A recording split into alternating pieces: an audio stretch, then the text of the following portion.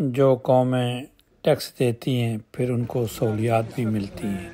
Denmark की जो मलका है उनके बेटे जो अब बादशाह बने हैं, किंग बने हैं, ये वो महल है जिसमें ये चार एक ही तरह के हैं।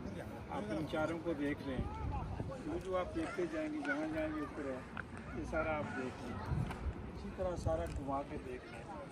यहाँ जब बादशाह यहाँ मौजूद होते हैं तो किसी न किसी जो है एक ही तरह के चारों मालिके बने हुए हैं, इनके ऊपर झंडा होता है।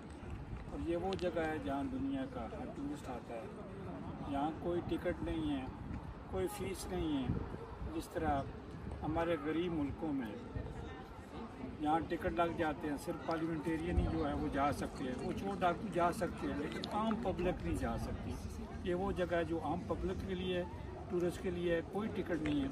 और ये सबसे ऐसा, ये वो जगह है जहाँ बहुत बिजी जो है। आज चूँकि गर्मियाँ हैं, गर्मियों में लोग जो है समुद्र के किनारे गए, आप देख लीजिए वो बात है।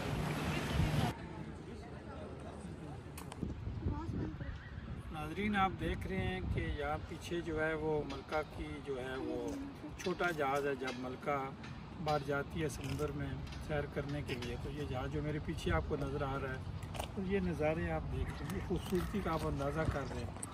इस तरफ देख लें, ये मैस्क वालों का जो हेड ऑफिस है ये है। तो उनके जहाज़ भी हैं, उनके ट्रेले भी हैं, इनके सारे शीशे जो लगे हुए इस बिल्डिंग को, जो रिबैन ऐनक पे लगते हैं, वो सारे पूरी बिल्डिंग को लगे हुए हैं।